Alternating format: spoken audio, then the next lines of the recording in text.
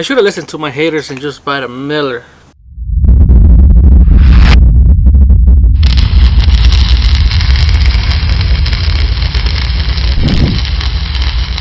Sexy welding people from YouTube, how you guys doing? This is your homeboy Captain Manny. I'm back in Arizona, guys. I was in North Dakota, that's right.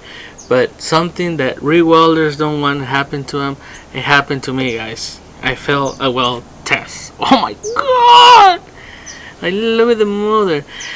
And it wasn't because I suck, guys. It was because the machine, my classic 300 MP, guys, it wasn't cooperating with me, alright?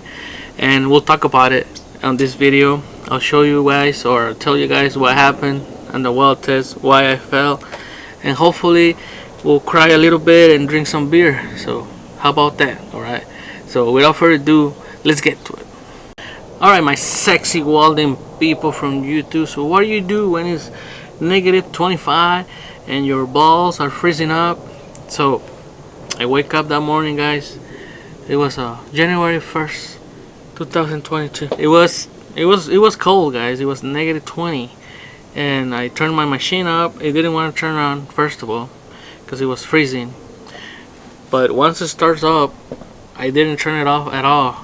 I drove 20 minutes from the hotel to the welding lab, guys, and I started doing the test, guys. This test, it was just a plate test, guys. It wasn't even pipe. That's the most embarrassing part of it. Alright, and it's been a while since I done a plate test, guys. You know, it's easy, piece of cake. Backing plate too. The only thing is that was low high 7018, but that's not a problem. So I started doing my test, guys, and my machine started acting up. Why? Because it was negative 20. So I will weld like 2 rods, and when I start the third one, I will just hear and it wanted to weld, guys, but you know, you can tell that it wasn't the right temperature, or sometimes it will just turn off completely. So I came to the conclusion that the lines was freezing up, and Prex Air and Lincoln confirmed that when I talked to them later on that day, because I did finish those plate tests, guys, and I did tell the inspector that my machine was acting up, and they told me to just finish it. And what I should have done is that I should have told him that I was gonna come back another day when it was not that cold, and just do it when my machine wasn't acting up. Because you know, if that happened to you guys, I'm not saying you're gonna fail, but it could affect your welding.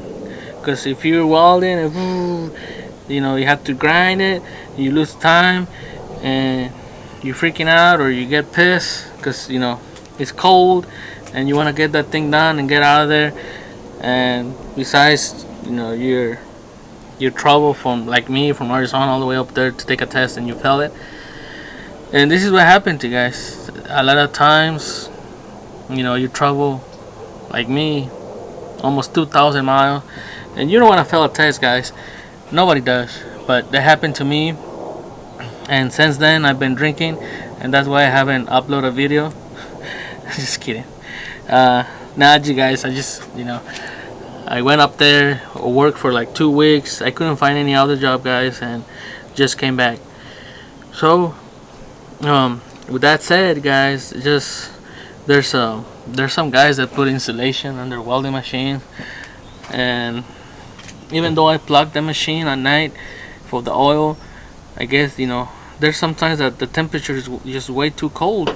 You know, negative 20, and plus the wind chill, it was just too cold, guys. So when that happened to you guys, if you're in that kind of temperature, hopefully you can take the test some other day. You know, that would be the worst day to take a weld test, when it's negative 20. And I guess, you know, that just happened to me, guys. So it's nothing wrong with failure, guys.